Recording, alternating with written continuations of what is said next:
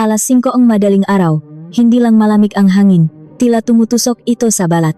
Oras na dapat sanay mahimbing pa ang tulog ng lahat, ngunit ang vibration ng cellphone sa ilalim ng unan ay parang isang tili na bumasak sa eardrums ni Elena. Pagmulat pa lang ng mata, naramdaman na agad ni Elena ang panlalamig ng kanyang dibdib. Sa karanasan niya, wala pang magandang balita na dumating mula sa isang tawag sa ganitong oras. Ang pangalan sa screen ay si Kuya Leo, ang kanyang bayaw. Elena, biglang hinimatay si nanay. Tumawag na kaming ambulansya, papunta na kami sa ER. Kailangan mong pumunta rito agad. Nanginginig ang boses ng kanyang bayaw, at sa likod nito'y maririnig ang sirena ng ambulansya na lalong nagpablangko sa isipan ni Elena. Si nanay po, ano pong nangyari sa kanya? Nanginginig na tanong ni Elena. Sinabi ang kanyang bayaw na bigla na lang nahirapang huminga ang ina at nawalan ng malay. Bago ibinaba ang telepono matapos sabihing magmadali siya, agad na tumalon si Elena mula sa kama at nagmamadaling nagbihis. Sa kaluskos, nagising ang kanyang asawang si Marco, na kinukusot pa ang mga mata. Ano ba yan? Ang aga-aga, ang gulo-gulo mo, saan ka pupunta? Sa inis na boses ni Marco, sumagot si Elena nang hindi man lang lumilingon. Nasa emergency room si nanay, kailangan kong pumunta roon ngayon na. Sumulyap si Marco sa orasan at bumuntong hininga na parang hindi makapaniwala. Araw ng Pasko ngayon. Di ba pupunta tayo kina mama? Habang nagbibihis, malamig na sumagot si Elena. May taong maaring mamatay. Mas importante pa ba ang Pasko? Anong gusto mong gawin ko sa sinabi mo? Ang lumabas sa bibig ni Marco ay reklamo, hindi pag-aalala. Hindi na nakita ni Elena ang halaga na makipagtalo pa. Kinuha niya ang kanyang bag at nagtungo sa pinto, habang papalabas. Nagtip siya nga mabilis na mensahe sa family group chat ng mabiyanan niya. Mama, critical po ang lagay nanay ko kaya kailangan kong pumunta sa ospital. Mukhang hindi po ako makakapunta sa inyo ngayong Pasko. Pasensya na po. Nanginginig ang daliri niyang pumindot sa send, pero hindi na lumingon si Elena at tuluyan nang umalis ng bahay. Habang binabaktas ang bakanteng kalsada ng madaling araw, namuo ang luha sa kanyang mga mata. Habang nakastop sa traffic light, binuksan niya ang group chat. Umaasa sa kahit anong tugon, ngunit ang malinaw lang na nakita niya ay ang salitang "Seen" sa ilalim ng kanyang mensahe. Ang kanyang biyenan, ang kanyang hipak, at maging ang asawa niyang si Marco lahat sila ay nakita ang mensahe pero walang sinuman ang nag-abot ng kahit isang salita ng pag-unawa o pag-alala. Ang katahimikang iyon ay parang yelong itinulos sa puso ni Elena. Pagdating niya sa ospital, sinalubong siyang kanyang bayaw na si Kuya Leo sa pasilyo. Nasa loop siya. Tinitignan pa nga doktor. Kumusta na raw po siya? Sabing doktor, malala raw ang pulmonya niya. Dahil may edad na at may iba pang karamdaman, kailangan siyang i-admit. Nanginginig ang maduhot na pumasok si Elena sa cubicle ng ER. Ang kanyang ina, na napapalibutan ng iba't ibang makina at nakasuot ng oxygen mask habang hirap na humihinga, ay mukhang napakaliit at kaawa-awa. Nay. Hinawakan ni Elena ang magaspang at bukuhang kamay ng ina, na bahagyang iminulat ang mga mata. Elena, anak, pasensya na. Nay, anong sinasabi niyo? Araw Pasko ngayon. Okay lang po ba kayo? Okay lang ako. Okay lang ako. Pumunta ka na sa mga biyenan mo. Kahit sa ganoong kalagayan, ang inaalala pa rin ng ina ay ang anak na baka mapagalitan ng mga biyenan. Nagtiimbagang si Elena. Hindi po ako alis. Dito lang ako. Mapapagalitong kan biyenon mo. Kahit mapagalitong pa po ako, wala akong pakialam. Mas important po kayo. Makalipas ang 1 oras, natapos ang proseso ng admission. Pumirma si Elena sa mapapeles sa billing section bilang guardian. Nanginginig ang kamay niyang may hawak na ballpen. Habang isinusulat ang kanyang pangalan sa tabi ng pangalan ng ina, muling namuo ang luha sa kanyang mamata. Guardian, okay lang po kayo? Nag-aalalang tanong ng nurse. Opo, okay lang po ako. Pilit nang gumit si Elena at tinapos ang pagpirma. 9:00 ang umaga, binasaan malakas na ringtone ang katahimikan ng ospital. Ang hipak niyang si Cynthia. Ate, toto ba? Hindi ka talaga darating ngayon. Oo, hindi maganda ang lagay ni nanay, na-admit siya, pero Pasko ngayon. Ate. Hindi naman namatay ang nanay mo. Hindi naman siguro sapat na dahilan yan para hindi ka pumunta. Puno ang inis ang boses ni Cynthia. Hindi sapat na dahilan, naka-admit siya. Ano pa bang mas malala ang kailangan para hindi ako pumunta? Hindi sa ganoon, pro kasi. Nakahanda na lahat ng pagkain si mama. Kung hindi ka darating, sino mag-ayos sa mesa? Di ikaw ang mag-ayos. Ako? Bisita ako. Sa sinabi ni Cynthia, napatawa na lang si Elena sa kawalan ng pag-asa. Bisita? Anak ka rin ng bahay na to, bisita ka? Ikaw, manugang ka, di ba? So, dahil manugang ako, kailangan kong iwanan ang nanay kong nag-agaw buhay para lang magdiwang ng Pasko? Nanlamig ang boses ni Elena.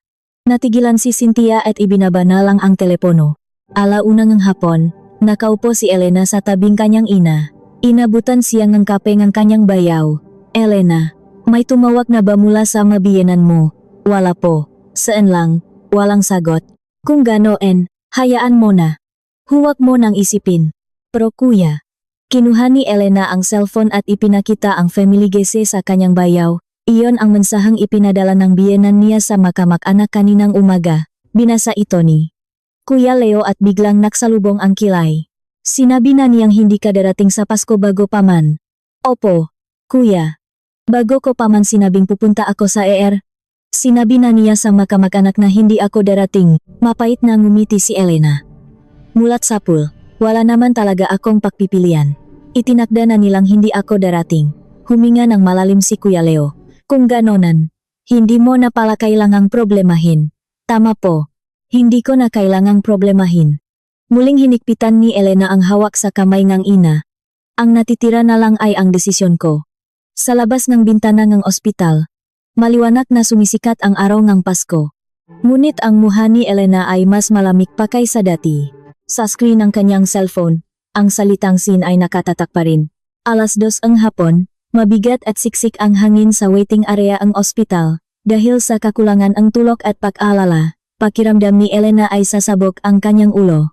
Ngunit ang totoong nagpapahirap sa kanya ay ang walang tigil na pag-vibrate ang kanyang cellphone. Ang unang tawag, gaya ngang inaasahan, ay mula sa kanyang biyenan. Elena, nasaan ka? Kalmado ang boses ng biyenan niya, tulad ng dati. Ngunit may nakatagong bigat at pressure dito. Lumunok na laway si Elena bago sumagot.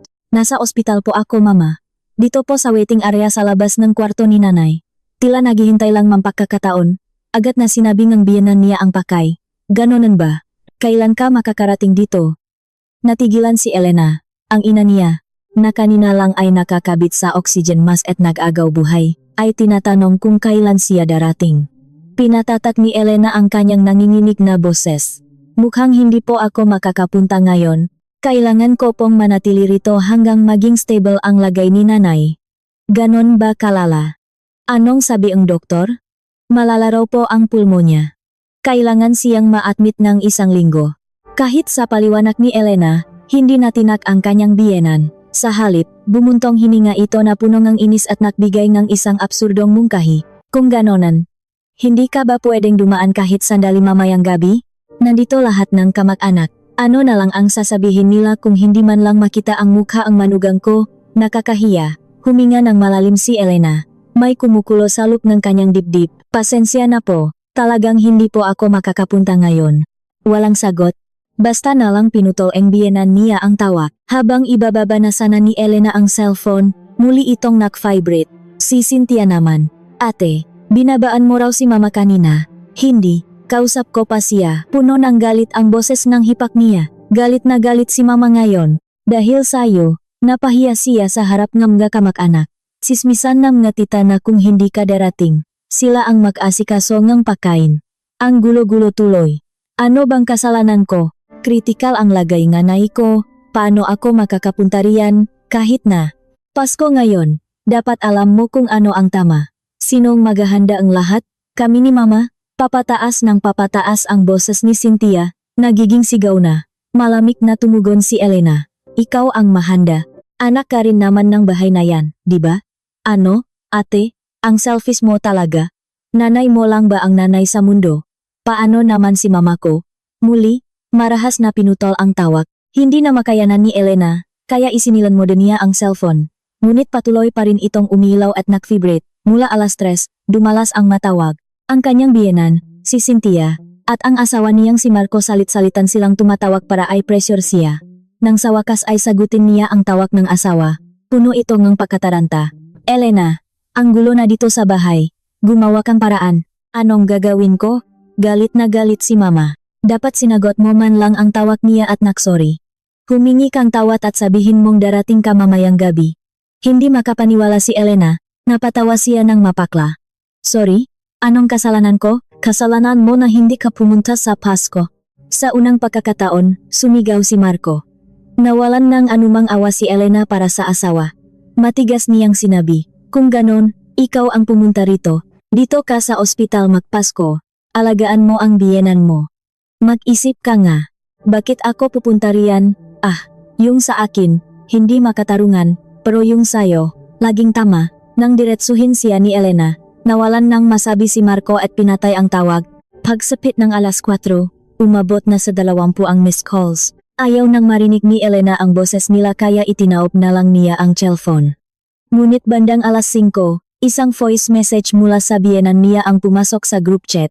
Umaasa pa rin, isinaksak ni Elena ang earphones at pinindot ang play. Elena, si Mamamoto, kung ang isang manugang ay wala sa bahay sa araw ng Pasko, ano sa tingin mo ang mangyayari sa pamilya? Alam mo ba kung anong sinasabi ng makamag-anak? Paano mo ba pinalaki ang manugang mo? Direktahan nila akong minamaliit. Hindi mo alam kung gaano ako napahiya. Ganon ba talaga kahalaga ang nanay mo? Kapag kasal na ang isang babae, ang pamilya ng asawa ang dapat niyang unahin. Nagdududa na ako kung karapat-dapat ka bang maging manugang. Pagkatapos ng voice message, isang mensahe mula kay Cynthia ang sumunod na parang palaso. Ate, tumaas ang blood pressure ni mama. Uminom siya ng gamot. Dahil lahat to sa'yo, paano kung may mangyaring masama? Sasagutin mo ba?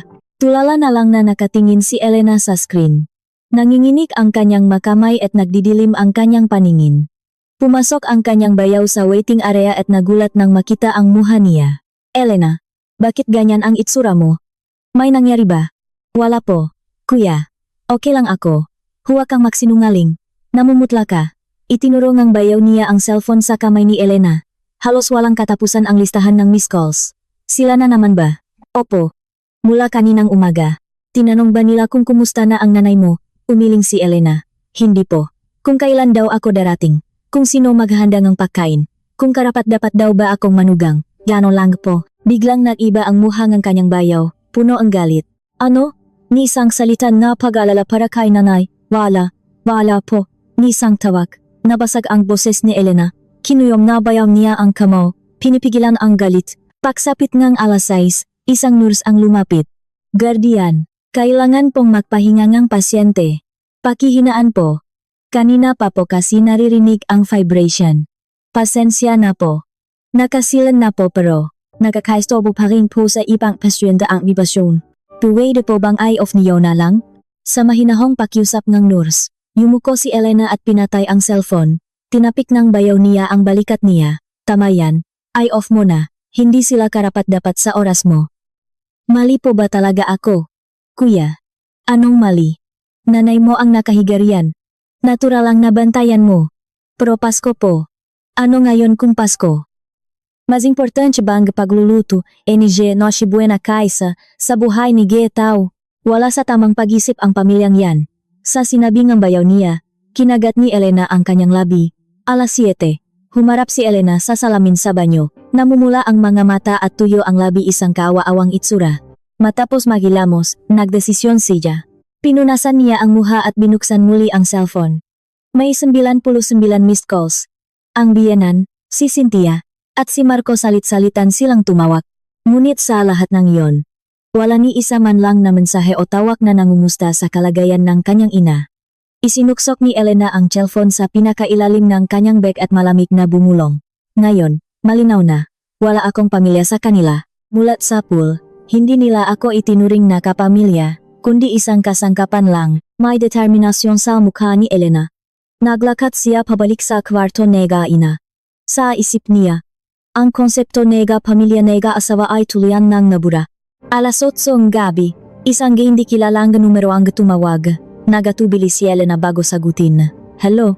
Elena? Tita mo to, Tita Lorna, tita ni Marco. Kilala niya ang boses. Ito ang tita na laging pumupuri sa luto niya tuwing Pasko at humihingi pang dagdag. Ay tita.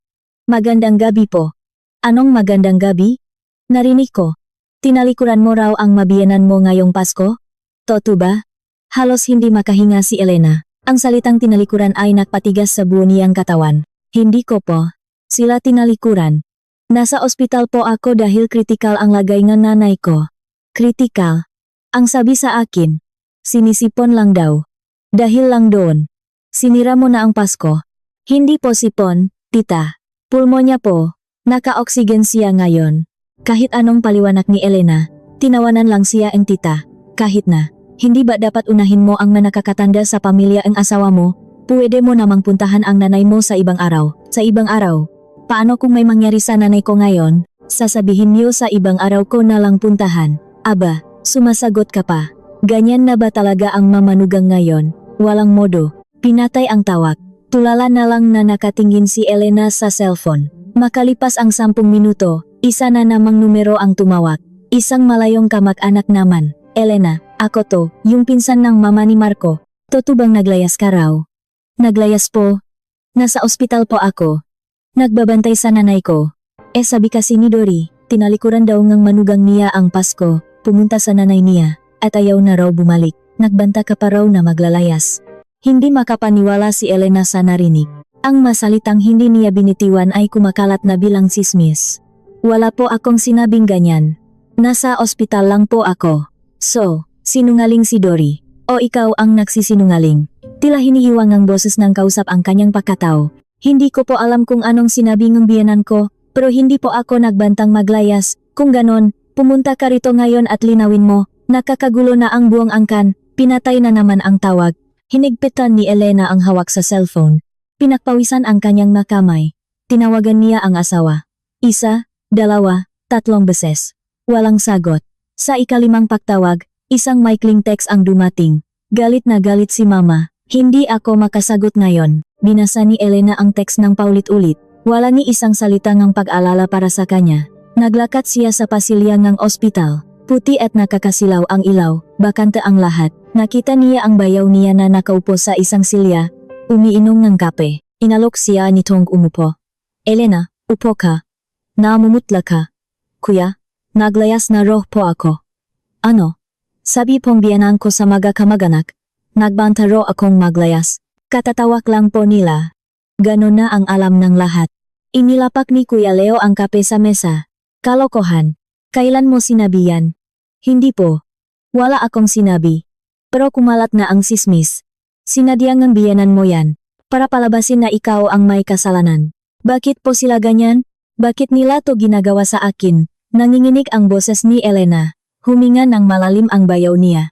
Elena, ganyan talaga sila. Kailangan nilang palabasin na ang manugang ang mali para maging komportable sila. Paano na po ako?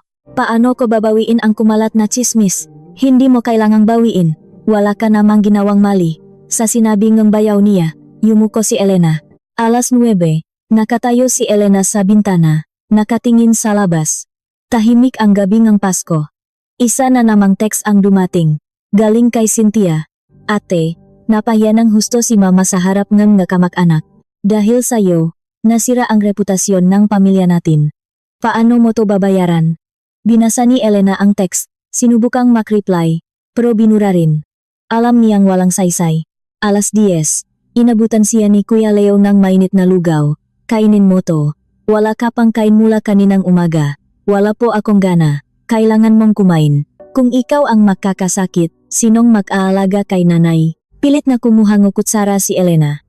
Isinubo niya ang lugaw, pero hirap siyang lumunok. Mali po ba talaga ako? Hay, yan ka na naman. Anong mali ang ginawa mo? Hindi po ba mali na hindi ako pumunta sa kanila ngayong Pasko? So, dapat hinayaan mo na lang mamatay ang nanay mo para lang makapunta ka roon? Tumaas ang boses ng bayaw niya. Umiling si Elena. Hindi po. Hindi ko po kayang gawin yon. Oh, yun naman pala. Wala kang ginawang mali. Halos piliting ubusin ni Elena ang lugaw. 11:00 gabi. Humiga si Elena sa maliit na higaan sa tabi ng kama ng ina, na mahimbing nang natutulog. Habang nakatitig sa kisame, inalala niya ang buong araw. Ang 99 na tawag. Wala ni isa na nangumusta sa nanay niya. Ang sismis na naglayas siya. Masalitang hindi niya binitiwan. Pumikit si Elena. Tahimik na tumulo ang luha niya. Ngayon alam ko na. Para sa kanila. Hindi ako tao. Isa lang akong katulong para sa Pasko. Mahinang bulong ni Elena sa tahimik na kwarto. Lumakpas na ang 11:00 gabi nang tuluyang tumahimik ang ospital. Nakita ang bayaw niyang si Kuya Leo ang pagod na itsura ni Elena at naawa. Kinuha niya ang susieng kotse. Elena, umuwi ka muna, maligo ka at matulog kahit sandali. Bukas ng umaga, ako naman ang magbabantay. Kuya, mahihirapan po kayo kung mag-isa lang kayo rito. Okay lang po ako. Anong okay? Pwede akong umidlip dito. Umuwi ka na, makpalit ka man lang namit. Sa pamimilit ng bayaw, tumango si Elena. Ang katawan niya ay parang basang bulak sa bigat, ngunit ang mapaan niya papunta sa bahay ay tila may nakataling malalaking bato. Lagpas hating gabi na nang makarating siya sa parking ng condominium, huminga siya ng malalim bago sumakay sa elevator. Pagdating sa 7th floor at paglabas sa pasilyo, hindi makapaniwala si Elena sa nakita niya. Nanigas siya sa kinatatayuan. Sa tabi ng pinto ng kanilang unit, may 10-10 itim na garbage bag at sako na nakatambak na parang basura. Ano to lahat? Huwag naman sana. Sama-samang kutob, lumuhod si Elena at binuksan ang isang sako. Sa loob, nakasiksik ang napaborito niyang winter coat, damit, at pantalon. Binuksan niya ang isa pa. Magagamit panloob, makeup kit, ID niya sa ospital, at maging ang passport at selyo na may panggalan niya ay nagkalat. Nagsimulang mangginig ang kanyang mga kamay at kumabog ang dibdib.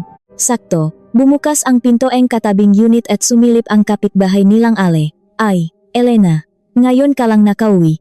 Ah, opo. Magandang gabi po. Kaninang hapon, ang ingay-ingay ng biyenan at asawa mo habang inilalabas yan. May problema ba kayo? May halong kuryosidad at awa ang tingin ng Ale. Namula ang muka ni Elena sa hiya, pero pilit siyang ngumiti. Wala po.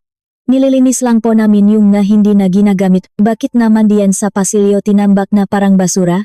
Akalain pa ng iba na naglayas ka. Ayusin nyo yan, pangit tingnan. Sumimangot ang Ale at isinara ang pinto. Napaupo si Elena at tulalang tiningnan ang nasako, at parang nahihintay lang, tumawag ang kanyang biyenan. Nandiyan ka na. Mama, nasa labas po ako ng unit. Ano po itong magamit na nakatambak dito? Ano pa ba? Magagamit mo yan, inilabas ko. Kung ganon mo kamahal yung pamilya mo, doon ka na tumira. Wala ka nang babalikan dito. Ang boses ng biyenan niya ay kasing lamig ng yelo. Hindi makapaniwala si Elena at tumaas ang boses. Mama, wala po akong ginawang masama. Nasa ospital po ang nanay ko. Bakit nyo naman po inilabas ang magagamit ko? Walang masama. Ang pagtalikot sa mabiyenan mo sa araw ng Pasko, hindi ba yan malaking kasalanan? Alam mo ba kung anong sinabi ng kamag-anak? Paano mo ba pinalaki ang manugang mo? Wala man lang respeto sa biyenan. Gusto ko nang magpakain sa lupa sa hiya. Nagagaw buhay po ang nanay ko, naka-oksigen. Sa tingin niyo ba dapat akong pumunta riyan para magluto ng Noche Buena? Aba, oh. Importante ang nanay mo. Pero ang tradisyon ng pamilya ng asawa mo, baliwala lang? Kung ganoon ziga, dun ka na sa nanay mo, magsama kayo habang buhay sa ospital. Ayoko nang makipag-usap sa'yo, ikuha mo na yung magamit mo at umalis ka na. Pasigaw na ibinabang biyenan niya ang telepono. Nanginginig na pinindot ni Elena ang password ng pinto. Ngunit ang narinig niya ay hindi ang pamilyar na tunog, kundi isang matalas na alarm na nagsasabing mali ang password. Bawat tunog nege pip pip ay tila dumudurok sa puso niya. Bilang huling pag-asa, tinawagan niya ang asawang si Marco. Sa ika-6 na ring, sumagot si Marco, puno ang inis ang boses. Ano ba? Ang aga-aga, nambubulabok, pinalitan mo ba ang password? Hindi ako makapasok. Si mama ang nakpapalit. Kung ganyan nakagalit ang matanda, dapat nakpakumbaba ka na lang. Ano, nasa tamang pag-isip ka pa ba? Ang asawa mo, pinalayas sa sariling bahay, tapos ganyan ang sasabihin mo na parang wala kang pakialam. Hindi ka pinalayas. Ikaw ang gumawa niyan sa sarili mo.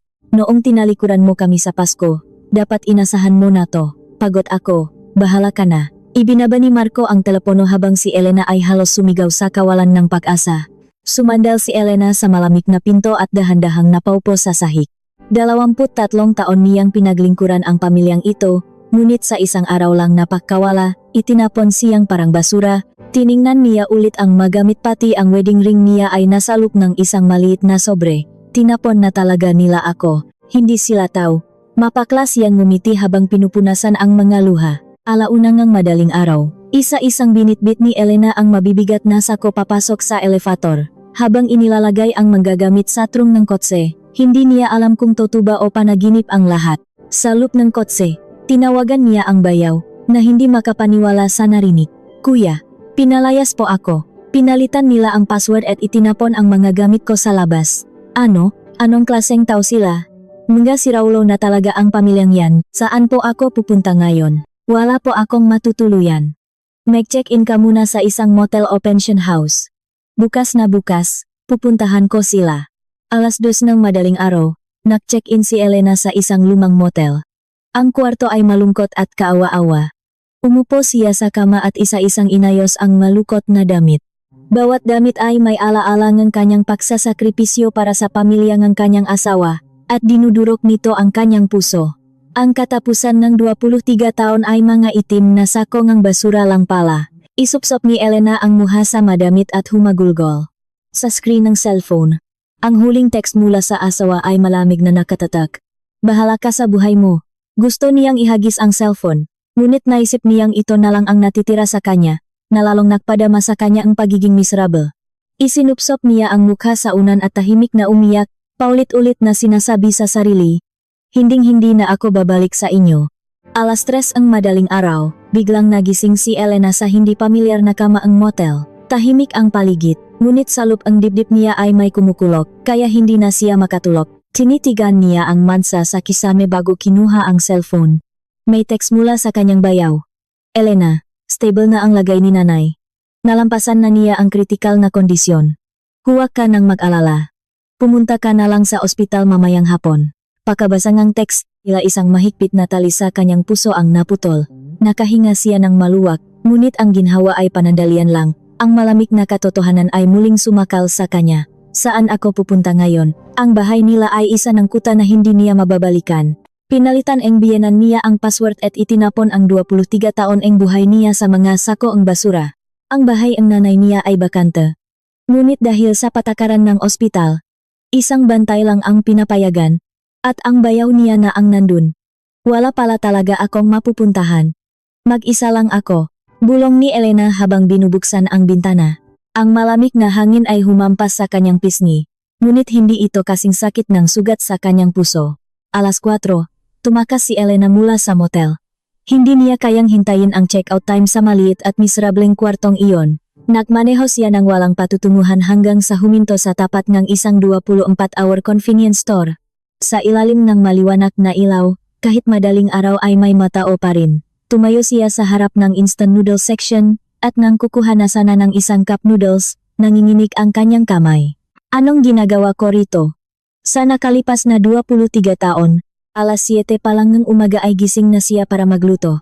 Ipinagluluto niya ng almusal ang kanyang biyenan at asawa, naghahanda ang masasarap na ulam para sa kanilang pihikang panlasa. Pero ngayon, 4:00 ng madaling araw, sa isang convenience store, cup noodles ang kanyang kakainin. Kumuha siya ng 2 cup noodles at isang onigiri. Papunta na siya sa counter nang tumunog ang cellphone. Ang asawa niya. Tinitigan niya ang screen. Inilalagay ang daliri sa answer button, pero inaalis din. Nang patapos na ang ika-5 ring, hindi niya ito sinagot. Ngunit pakalabas niya, tumawag ulit ito. Sa pagkakataong ito, sinagot niya. "Bakit hindi mo sinasagot? Nag-alala ako. Anong oras na para tumawag ka? At may gana ka pang sabihing nag-aalala ka, alam kong gising ka pa. Nasaan ka ngayon? Bakit? Kung sasabihin ko, papapasukin mo ba ako sa bahay?" Ang boses ni Elena ay mas malamig pa sa yelo. Natahimik sandali si Marco bago nagsimulang magpaliwanag. "Hindi pwede ngayon. Galit na galit si Mama. Paano ko ibibigay ang password? Maghintay ka na lang munang humupa." Ang galit niya. "Hupa? Kailan yon?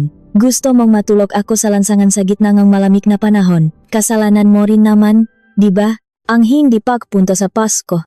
Hindi iyan maliit na bagay. May dahilan kung bakit sila nagagalit." Sa sinabi nito, napatawa si Elena na parang nababaliw. May namumuong luha sa kanyang mamata, ngunit tumawa pa rin siya. Hanggang sa huli, yan pa rin ang sinasabi mo.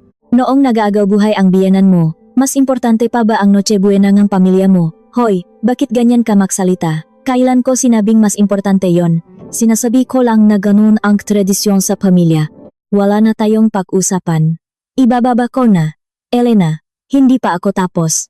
Kapag ibinaba mo to, tapos na talaga tayo. Narinig niya ang sigaw ng asawa, ngunit walang pag-alinlangang pinindot niya ang end call. Umupo siya sa bench sa labas ng convenience store at nilagyan ng mainit na tubig ang cup noodles. Habang hinihintay ang 3 minuto, Binuksan niya ang kanyang mobile banking app. Sinimulan niyang tingnan ang kanyang magastusin sa nakalipas na 3 taon. Ang buwanang allowance para sa mabiyenan na 50,000.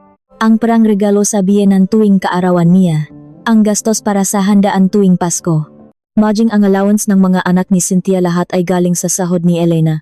Binuksan niya ang kalkulator sa cellphone. Ang resulta ay nakakagulat. Kabuwang 510,000, 510,000 piso. Ang perang pinahirapan ko. Nanginginih na bulong ni Elena. Si Marco ay isang taxi driver na hindi regular ang kita, at kapag tinutopak, 1 linggo siyang hindi nagtatrabaho. Kaya lahat ng gastusin sa pamilya ng asawa, mula sa mga okasyon hanggang sa kanilang pang-araw-araw, ay galing sa bulsa ni Elena. Ginamit ko ang pera ko para busugin sila, tapos ang isinukli sa akin ay mga sakong basura. Kahit masakit, pilit niyang nilunok ang noodles. Isang text ang dumating mula kay Cynthia. Ate, dinala namin si mama sa air dahil sa high blood. Dahil sa pagsira mo sa Pasko at pagtakas, nakagulo ang buong pamilya. Kung may konsensya ka pa, bumalik ka rito at lumuhod ka. Binasa ni Elena ang text at binura ito. Ngayon niya lang napagtanto na hindi siya ang dapat humingi ng tawad, kundi sila. Alas 5 ng umaga, bumalik si Elena sa kotse at ibinaba ang upuan. Kahit nakahitar, hindi nawala ang lamig. Bakit ba ako naging ganito katanga? Ibinigay ko ang buong buhay ko para lang matanggap nila ako. Pumikit si Elena at nangako sa sarili. Sa memopad ng kanyang cellphone, isinulat niya, gastusin sa pamilya ng asawa at iba pang di makatarungang bayarin, 55,10,000. Babawiin ko lahat, kasama ang interes. Walang labis, walang kulang. Pumikit si Elena sa loob ng malamig na kotse. Kahit nanginginig ang kanyang katawan, ang kanyang puso ay mas matatak kaysa dati. Ang tanging natitira na lang sa kanya ay ang isang masusing pagkukuwenta at isang tiyak na paghihiganti. Malamig pa rin ang hangin, ngunit sa puso ni Elena na nag-alap sa paghihiganti, may apoy na nagsisimulang lumaki. Alas 9 ng umaga, nakaupo si Elena sa waiting area ng ospital. Ang kanyang ina ay mahimbing nang natutulog mula pa kaninang madaling araw, at ang kanyang bayaw ay umuwi muna sandali. Kinuha ni Elena ang isang maliit na notebook at ballpen mula sa kanyang bag. Isang ugali na nakasanayan niya bilang isang empleyado sa billing section ng ospital. Nanginginig ang kanyang kamay, ngunit hindi siya tumigil. Sa itaas ng pahina, isinulat niya, listahan. Binuksan niya ang cellphone at nag-login sa kanyang banking app. Dina-download niya ang lahat ng transaksyon sa nakalipas na 3 taon. Lumabas ang isang Excel file na puno ng nga numero. Sinimulan niya itong ayusin ayon sa petsa. Allowance para sa biyenan. Allowance para sa biyenan. 5,000 kada buwan. Sa loob ng 36 na buwan, 5,060,000. Isinulat niya ito sa notebook. Gastos sa Pasko, 530,000 bawat taon. 3 taon, ay yun henteh, 000. Mabilis na gumalaw ang ballpen. Iba pang okasyon at regalo, ay 60,000 sa loob ng 3 taon.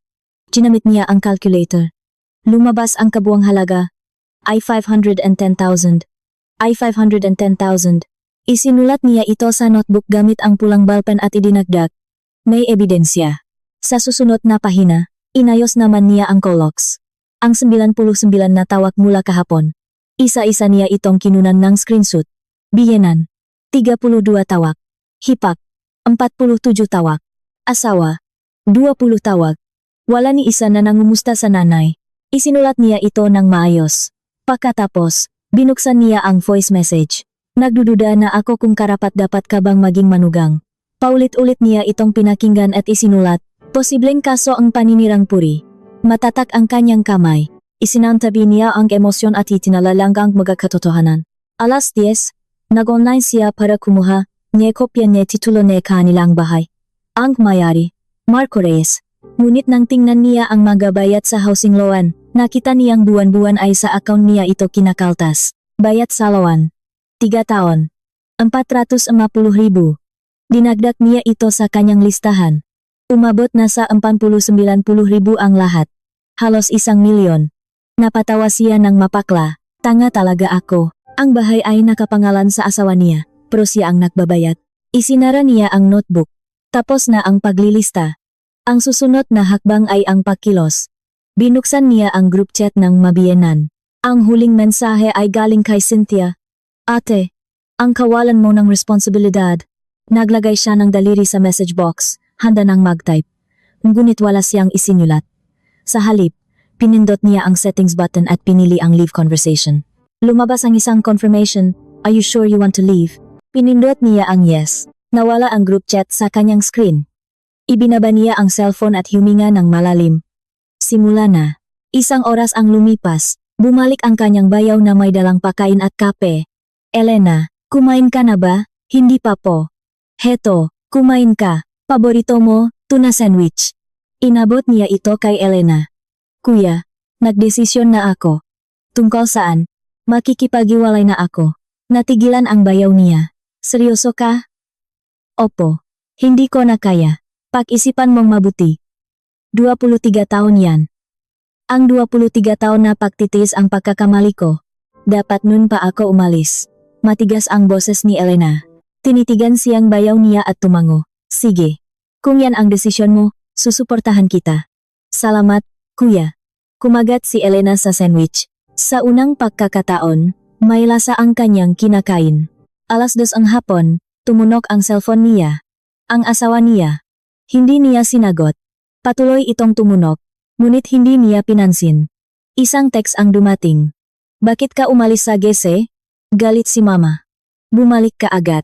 Nagreply si Elena. "Wala na akong dahilan para manatili sa grupong yan." Agad na tumawag ang asawa niya. Hindi niya sinagot. Tumawag din ang biyenan at si Cynthia. Hindi niya pinansin. Sa halip, nag-search siya ng numero ng isang law office. In-save niya ang numero. "Bukas, tatawagan ko sila." 3:00, nag-chat si Elena sa bayaw niya. "Kuya, sa tingin niyo po, makukuha ko pabalik ang halos 1 milyon? 1 milyon, yung ginastos mo sa kanila, may ebidensya ka ba?" Ipinadala ni Elena ang nalitratong kanyang notebook. Tiningnan itong bayaw niya at napahanga. "Wow, ang sipak mo. Ang detalyado, natutunan ko po sa trabaho. Walang silbi ang lahat kung walang ebidensya." "Oh, sapat na to. Ipafile mo sa abogado." "Opo kuya. Ganong nga po ang gagawin ko." 6:00 ang gabi, nakatingin si Elena sa labas ang bintana. Tiningnan niya ang cellphone. Tumigil na ang matawag at text mula sa pamilya ang asawa niya. Mula nang umalis siya sa group chat, wala nang kumontak sa kanya. Group chat lang pala ang lahat. Mapait siyang ngumiti. Ang mataong itinuring niyang pamilya sa loob ng 23 taon, nawala na lang nang umalis siya sa isang chat group. Isinuksok niya ang cellphone sa bulsa, tapos na talaga. Pumasok siya sa kwarto ang ina. Kinabukasan. Pagkatapos ng Pasko, ang itsura ng bahay ng gabianan ni Elena ay isang kalamidad. Ang matirang pagkain sa Noche Buena ay namumuna sa sebo. Ang lababo ay puno ng hugasin na umaamoy na. "Hay, buhay! Kailan ko lilinisin to lahat?" Sigaw ng biyanan niyang si Dory. Sinigawan niya ang anak na si Cynthia na nakahiga lang sa sofa. "Cynthia, tumayo ka riyan at tulungan mo ako." Hindi man lang lumingon si Cynthia. "Ma, may lakad ako mamaya. Kulang pa ang oras ko para mag-ayos. Tawagan mo ang kuya mo. Papuntahin mo rito." Tinawagan ni Cynthia si Marco. "Kuya, nasaan ka? Umuwi ka na?" Nagrereklamo na si mama sa mahugasin.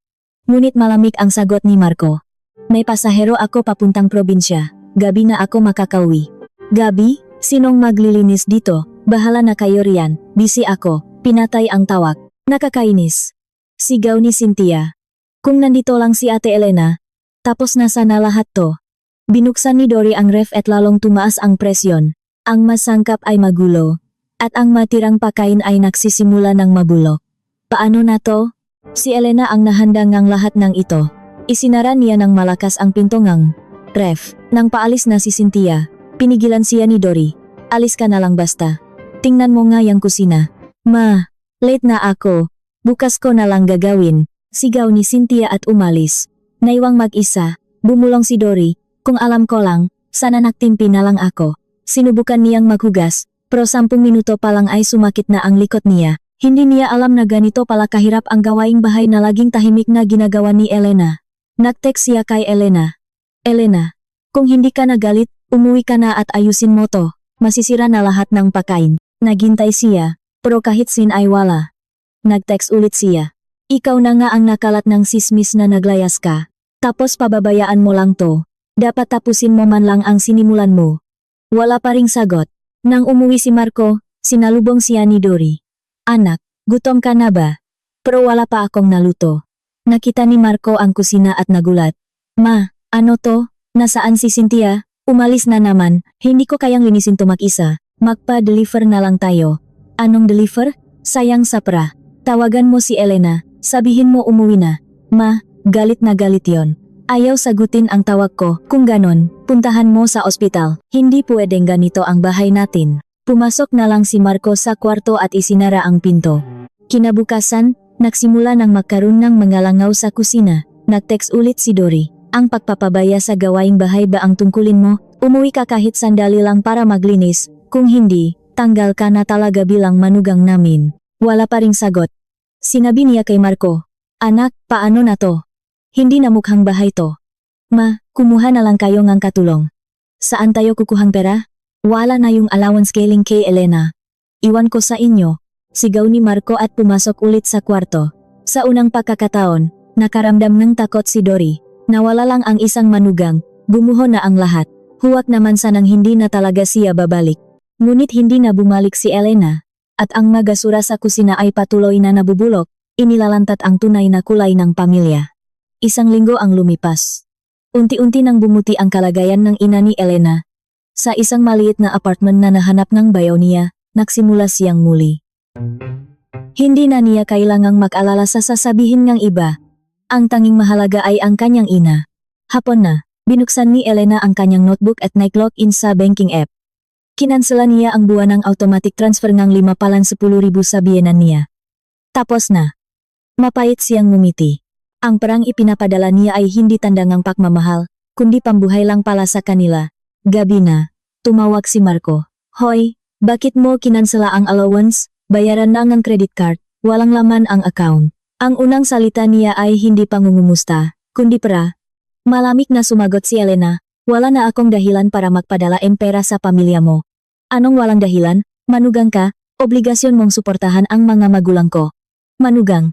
Nung itinapon niyo ang mga gamit ko at pinalitan ang password, tapos na tayo. Nagpadala lang si mama sa galit. Bumalik ka na, ang gulo ng bahay. Sinabi niyo umalis ako, kaya umalis ako. Wala na akong balak bumalik. Nung nag-agaw buhay ang nanay ko, anong sabi niyo? Mas importante ang Noche Buena.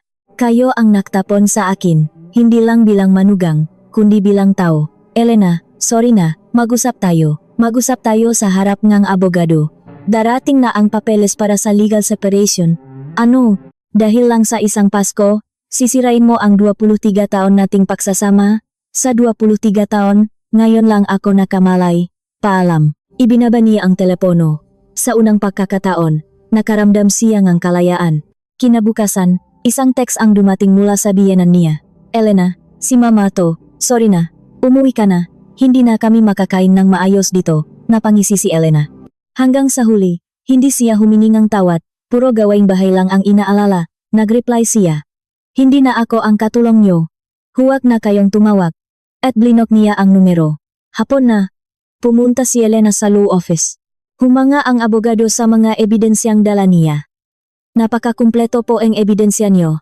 Mula sa bank transfers hanggang sa voice recording. Makukuha natin hindi lang ang pera, kundi pati na rin ang danyos perwisyo. Makukuha po ba lahat? Opo. Ang moral damages and 60,000 na ginastos nyo, kasama na ang moral damages. Sa unang pagkakataon, ngumiti ng maluwag si Elena. Isang buwan ang lumipas, sa korte para sa kanilang legal separation, naroon si Marco, mukhang pagod at namayat. Umiyak ang biyenan niya, nagmamakaawa. Elena, patawarin mo na kami. Hindi na bahay ang bahay kung wala ka. Ngunit malamig lang silang tiningnan ni Elena. Sa loob ng hearing, inilatag ng abogado ang lahat ng ebidensya. Ang maginastos ni Elena habang si Marco ay nagsusugal. Ang luho ng pamilya na siya ang nakpondo. Pagkatapos ang 3 oras, lumabas ang desisyon. Ibabalik kay Elena ang buong adagkusyuzaltmush. 0. Kasama ang dagdag na LJQs. 0 bilang moral damages. Paglabas ni Elena sa korte, sinalubong siya ng sikat ng araw. Tapos na. Ngayon, magsisimula na ang buhay ko. Magaan ang kanyang mapaa habang papalapit sa kanyang ina at bayaw na naghihintay. Ang gumuho ay hindi lang isang pamilya, kundi ang aroganteng pag-aakala ng mabiyanan niya na ang isang manugang ay laging babalik kahit anong gawin nila. Sa hinaharap ni Elena, wala nang amoy ng subo at pagod, kundi ang halimuyak ng kalayaan at mga bulaklak.